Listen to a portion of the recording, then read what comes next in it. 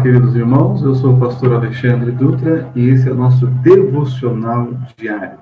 O título do nosso devocional é A Entrada de Jesus em Jerusalém. E o nosso texto está lá em Lucas, capítulo 21, dos versículos 28 a 40. Mas antes de lermos o texto, eu gostaria de dar a introdução sobre esse assunto, que é muito interessante, uma vez que nós estamos na chamada Semana Santa, e ela tem esse nome porque é a semana da entrada do Senhor Jesus montado sobre o jumentinho em Jerusalém, que levaria-o para o Calvário, a cruz, a morte, como Cordeiro de Deus que tira o pecado do mundo. A sistematização das festas que Deus deu para Israel estão em Levítico capítulo 23. Ali temos todas as 7 festas que Deus deu para Israel, e todas essas 7 festas têm um significado profético que se cumpriu na vida do Senhor Jesus. Então, é uma festa, são 7 festas, das quais todas elas têm um significado profético que se cumpriu na vida de Jesus, que aponta para algum aspecto da redenção que o Senhor Jesus veio realizar quando tomou forma humana e habitou entre nós. Então, recomendo a leitura nesses dias do capítulo 23 de Levítico, para você estar mais familiarizado com as festas bíblicas, as festas que Deus deu para a nação de Israel e que tem um significado profético para a igreja nos dias de hoje, tá certo? Bem, essa semana chamada Santa vai culminar com a Sexta-feira da Paixão, que é o sacrifício vicário do Senhor Jesus na cruz do Calvário. Mas eu quero, antes de prosseguirmos, irmos então para o nosso texto de Lucas, capítulo 19, e vamos ler aqui o versículo 28, que é a introdução da entrada do Senhor Jesus em Jerusalém. Vamos lá, diz assim, Lucas, capítulo 19, versículo 28. E dito isto, ia caminhando adiante, subindo para Jerusalém. Bem, ele tinha acabado de falar sobre a parábola das minas, e toda a conclusão é feita aqui, nessa parte de transição para esse novo momento, essa nova fase da vida, da história do Senhor Jesus, que é a subida para Jerusalém. E é interessante essa expressão subida, no hebraico é a expressão aliá, é a mesma expressão usada para a oferta que era colocada sobre o altar, e que queimava, e aquela fumaça, então, que subia como um cheiro agradável ao Senhor. Essa subida, subia, é o termo aliá. Também é um termo usado nos dias atuais, né? Desde as primeiras ondas imigratórias do século XVIII, século XIX, dos judeus que retornaram para Jerusalém, que retornaram para Sião, que retornaram para a Terra Santa, a Terra Prometida. Então é uma expressão muito importante. E é interessante também porque está ligado com a questão da geografia de Jerusalém. Jerusalém está edificada sobre 7 montanhas, 7 montes, na verdade, né, pequenas montanhas, 7 montes. Então, de qualquer lugar que você for em direção a Jerusalém, você vai ter que subir para Jerusalém. Se você veio do sul, você está subindo para Jerusalém. Do leste, você está subindo para Jerusalém. Mas se você vem do norte, ainda assim, porque descendo para o centro, onde está Jerusalém, o centro de Israel, você então desce, mas quando chega no pé da cidade, você sobe para a cidade, porque ela está edificada sobre 7 montes. Então você está sempre subindo para Jerusalém. Isso é muito significativo, porque no pensamento judaico, ir para Jerusalém é sempre uma elevação espiritual. Ao subir fisicamente, você tem a oportunidade de se elevar espiritualmente. Esse é o significado dessa pequena expressão, subindo para Jerusalém.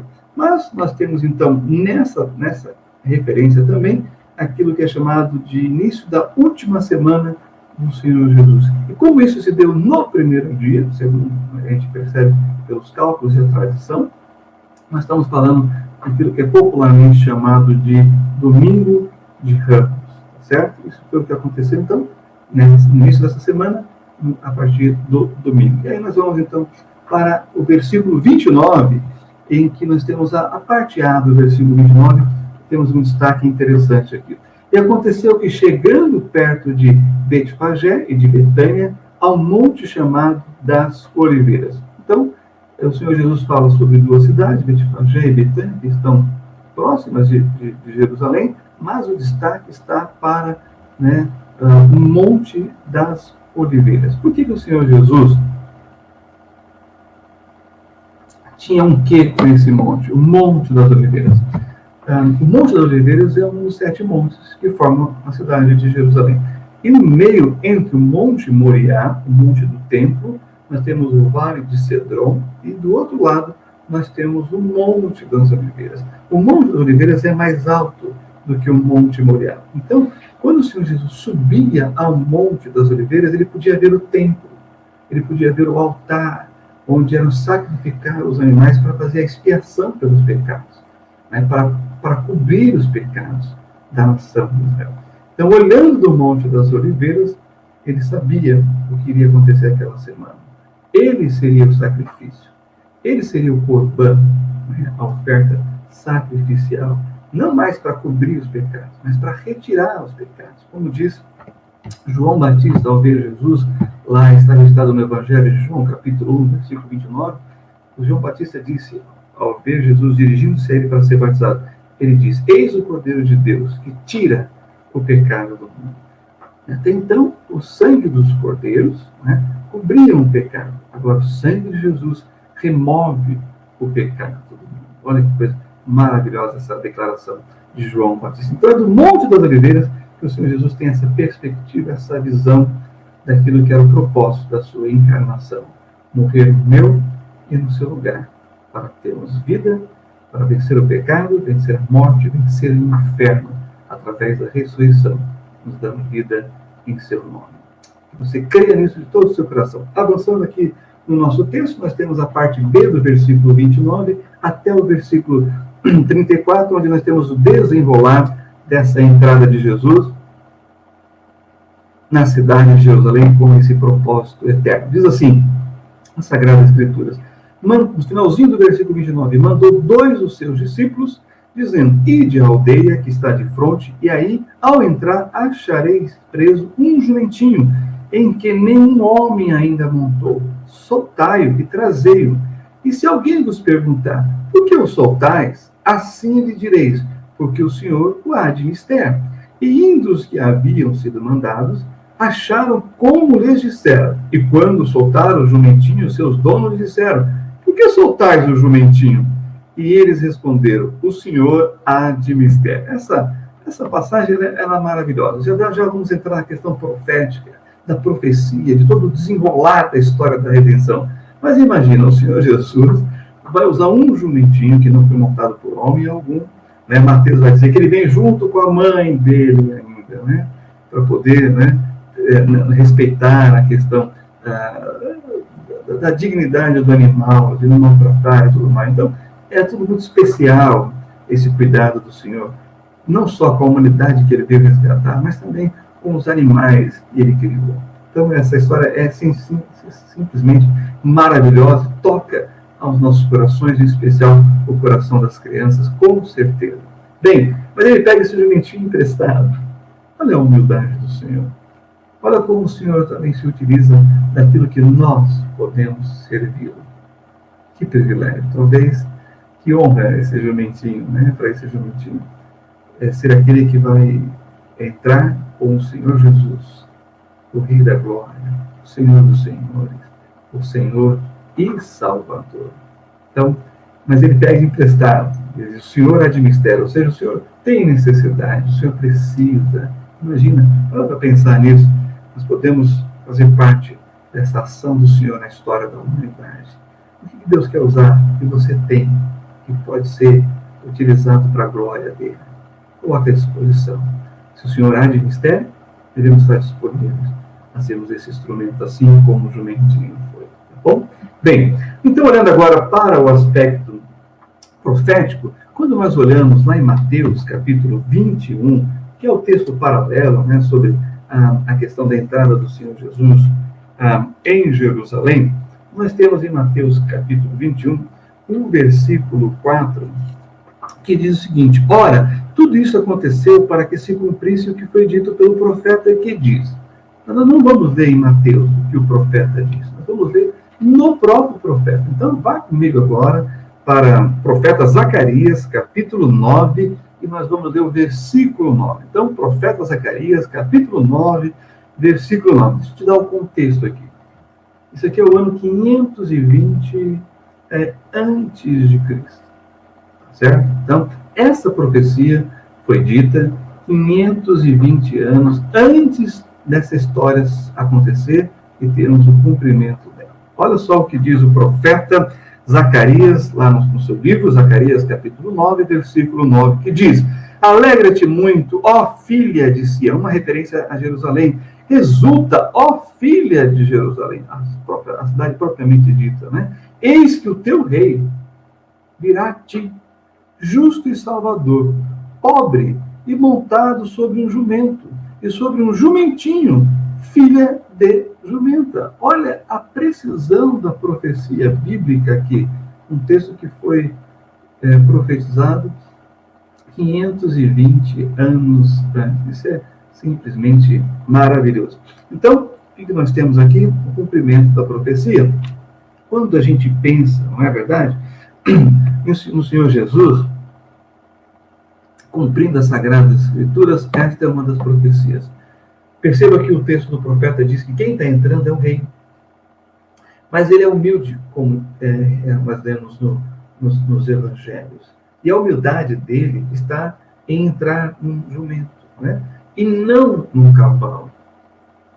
Por que isso? Porque o Senhor disse que os reis deveriam tomar cuidado de não multiplicar os cavalos em Israel. E aí nós temos, então, lá em 1 Reis, a história da mula do rei, do rei Davi, em que ela vai ser usada, inclusive, para a coroação de Salomão. Então, 1 Reis, capítulo 1, nós temos os versículos 33 e 34, que nos diz o seguinte, acompanhe comigo a leitura. E o rei lhes disse, Davi, né? Tomai convosco os servos de vosso Senhor e fazei subir a meu filho Salomão na mula que é minha, e levai-o a Giom, onde ele seria ungido rei de Israel. Percebam? Ele não soube montado num cavalo, né? Mas sim na mula. E o versículo 34 diz: e Zadok, o sacerdote, com Natã, o profeta, ali o ungirão rei sobre Israel. Então tocareis a trombeta e direis: viva rei Salomão. E olha só o que nós encontramos no versículo 38. Então desceu Zadok, o sacerdote, Natã, o profeta, e Benaia, filho de Joiada, e os quereteus e os peleteus, e fizeram montar a Salomão na mula do rei Davi, e o levaram a Giom. E assim nós temos, então, esse maravilhoso paralelo entre a vida do Senhor Jesus e a vida de Davi e Salomão. E não podemos esquecer que o Senhor Jesus é rei, não é? da descendência de Davi. Voltando para o nosso texto em Lucas, capítulo 19, nós temos agora o versículo 35 que diz: e trouxeram a Jesus, lançando sobre o jumentinho as suas vestes, puseram Jesus em cima. Da mesma forma que colocaram Salomão em cima da mula do rei, a sua coroação, aqui o Senhor Jesus entra no jumentinho para a coroação, não de uma coroa de ouro, mas de uma coroa de espinho. Primeiramente, ele prova a coroa de espinho, para depois usar a coroa de glória. Primeiramente uma cruz, para depois um trono. É o que nós estamos aguardando. Retorno glorioso do Senhor Jesus, quando ele vier sobre os ares para reinar por direito, como rei, do Monte Sião, do trono de Davi, da cidade de Jerusalém, sobre todo o mundo. E aí nós temos aqui o versículo 36, que diz: e indo ele, estendiam no caminho as suas vestes, e Mateus vai dizer, os ramos, eles cortaram os ramos e colocaram como se um tapete vermelho para a entrada desse, que será rei de Israel, por suportar a cruz, por resistir à coroa, né, para resistir à coroa de espinho.